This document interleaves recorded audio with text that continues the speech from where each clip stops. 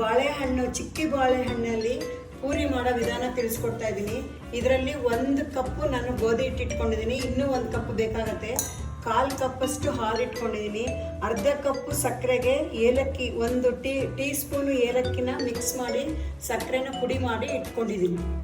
2 ಹಣ್ಣಾಗಿರೋ ಚಿಕ್ಕಿ ಬಾಳೆಹಣ್ಣು ಇಟ್ಕೊಂಡಿದ್ದೀನಿ. ಈಗ 2 ಬಾಳೆಹಣ್ಣನ್ನ ಚಿಕ್ಕದಾಗಿ ಸ್ಲೈಸಾಗಿ ಕಟ್ ಮಾಡ್ಕೊಂಬೋಣ.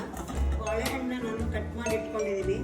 ಈಗ ಗೋಧಿ ಹಿಟ್ಟು 2 ಕಪ್ ಗೋಧಿ ಹಿಟ್ಟು ಹಾಕೋಣ. ಇವಾಗ 1 ಕಪ್ ಹಾಕಿದ್ದೀನಿ, ಇನ್ನೊಂದು ಕಪ್ ಹಾಕ್ತೀನಿ. ಪುಡಿ ಮಾಡಿ ಇಟ್ಕೊಂಡಿರೋ ಸಕ್ಕರೆ ಏಲಕ್ಕಿ ಪುಡಿನ ಇವಾಗ ಇದ್ರೊಳಗೆ ಹಾಕ್ತಾ ಇದ್ದೀನಿ. ಬಾಳೆಹಣ್ಣಿನ ಇದರಲ್ಲಿ ರಸ ಇರೋದ್ರಿಂದ ನೀರು ಹಾಕೋ ಅವಶ್ಯಕತೆ ಇರಲಿಲ್ಲ. ಇದನ್ನು ಹಾಗೆ ಚೆನ್ನಾಗಿ ಕಲಸೋಣ. ಏನು ಹಾಕ್ದಿರನೇ ಕಲಿಸ್ಬೇಕು. ಚಪಾತಿ ಹಿಟ್ಟು ಥರ ಗಟ್ಟಿಗೆ ಕಲಿಸ್ಕೊಳ್ಳಿ. ಈ ಥರ ನಾನು ಚಪಾತಿ ಹಿಟ್ಟು ಥರ ಗಟ್ಟಿಗೆ ಕಲಿಸ್ಕೊಂಡಿದ್ದೀನಿ. ಈಗ ಒಂದು ಸ್ವಲ್ಪ ಹಾಲು ಹಾಕ್ತೀನಿ.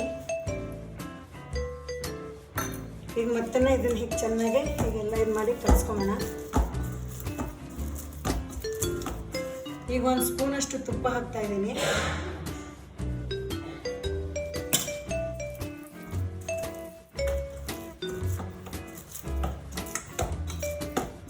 ಇದು ನೆನೆಯೋಕ್ಕೆ ಬಿಡಬಾರ್ದು, ಹಿಂದೆಲ್ಲ ಒತ್ಬಿಡ್ಬೇಕು.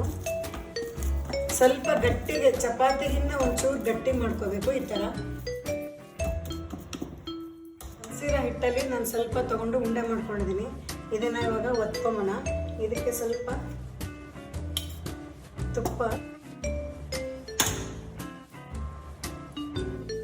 ತುಪ್ಪ ಹಾಕಿ ಒತ್ತಬೇಕು, ಹಿಟ್ಟು ಹಾಕಬಾರ್ದು. ಇದಕ್ಕೆ ಹಿಟ್ಟು ನೆನೆ ಹಾಕಿ ಬಿಡೋ ಅಷ್ಟು ಅಗತ್ಯ ಇಲ್ಲ. ನಾನು ವಿಡಿಯೋ ತೋರಿಸೋದಕ್ಕೆ 4 ಒತ್ತಿಟ್ಕೊಂಡಿದ್ದೀನಿ. ಇನ್ನು ಮಿಕ್ಕಿದ ಹಾಗೆ ಇದೇ ಥರ ಇದೆ ರೌಂಡ್ಗೆ ಒತ್ತಿಟ್ಕೊತೀನಿ. ಎಣ್ಣೆ ಕಾದಿದೆ, ಒತ್ಕೊಂಡಿರೋದನ್ನ ಇದಕ್ಕೆ ಹಾಕೋಣ. ಸ್ಟವ್ ಮೀಡಿಯಮ್ ಆಗಿ ಇಟ್ಕೋಬೇಕು.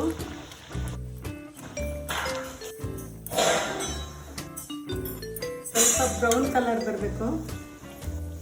ಇದು ಊದ್ಕೊಳ್ಳುತ್ತೆ. ಇದು ನೋಡಿ ಈ ಥರ ಆಗಬೇಕು, ಬ್ರೌನ್ ಕಲರಲ್ಲಿ ಬರಬೇಕು. ಇದು ಈ ಥರ ಆಗಬೇಕು. ಅದೇ ಥರನೇ ಮಿಕ್ಕಿದ್ದು ಮಾಡ್ಕೊಡೋಣ. ಇದನ್ನು ಇವಾಗ ಈಗ ಹಾಕ್ತಾ ಇದ್ದೀನಿ.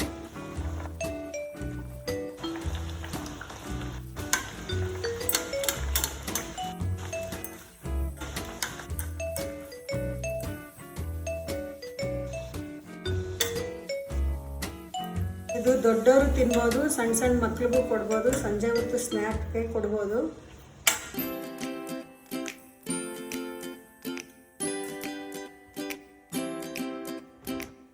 ಇದೇ ಥರನೇ ಇನ್ನೂ ಒಂದು ಹಾಕ್ತಾ ಇದ್ದೀನಿ.